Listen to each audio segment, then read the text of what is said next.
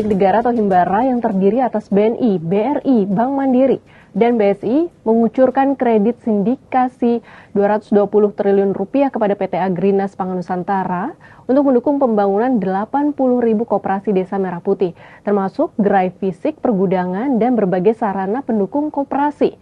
Namun pembayaran pokok dan bunga pertama yang jatuh tempo pada September 2026 mencapai Rp37,7 triliun. Sementara pemerintah baru menyiapkan dana Rp8,1 triliun. Lantas bagaimana jika pembayaran kredit menunggak atau bahkan macet? Siapa yang akhirnya boncos? Kita bahas.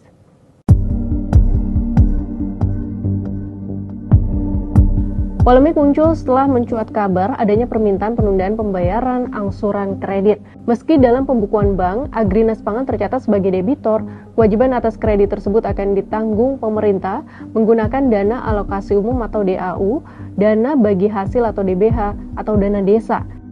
Hal ini telah diatur dalam Peraturan Menteri Keuangan atau PMK nomor 15 tahun 2026. Kementerian Keuangan pun memastikan angsuran pertama kredit program kepada Himbara tetap dibayarkan sesuai jatuh tempo pada September 2026 menggunakan anggaran pemerintah. Dalam dokumen paparan rapat koordinasi kementerian lembaga terkait rancangan peraturan presiden tentang tata kelola koperasi Merah Putih pada 28 Juli 2026, Agrinas Pangan tercatat memiliki kewajiban pembayaran pokok dan bunga kepada bank-bank Himbara yang jatuh tempo pada 25 September 2026 senilai Rp37,7 triliun. Namun estimasi dana yang disiapkan pemerintah hanya Rp8,1 triliun, sehingga terdapat potensi tunggakan Rp29,6 triliun. Kondisi tersebut menimbulkan kekhawatiran terkait risiko pembiayaan bagi bank-bank Himbara. Direktur Eksekutif Center of Economic and Law Studies atau Selios Bima Yudhistira, Rabu 12 Agustus 2026 menyebut, besarnya nilai pembiayaan program Kopdes Merah Putih akan menyedot likuiditas bank-bank Himbara. Selain itu, skema pembiayaan program tersebut juga membawa risiko kredit bagi Himbara. Ia menyebut dana SAL atau saldo anggaran lebih masuk kantong kiri, keluar kantong kanan. Karena sebenarnya ini adalah cara agar yang dipermasalahkan adalah Bank Himbara kalau sampai terjadi kredit macet. Adapun Kementerian Keuangan mengklaim telah menempatkan dana SAL ke bank-bank Himbara mula-mula sebesar Rp200 triliun pada September 2026. Seiring perkembangannya, penempatan dana tersebut secara kumulatif terus ditambah hingga mencapai lebih dari Rp400 triliun. Menurut Bima, bank-bank Himbara harus menanggung konsekuensi apabila pembiayaan program tersebut berujung pada kredit macet. Ketika tata kelola pembiayaan Kopdes Merah Putih dipermasalahkan, risiko terbesarnya ialah persekusi, bahkan tidak menutup kemungkinan adanya kriminalisasi.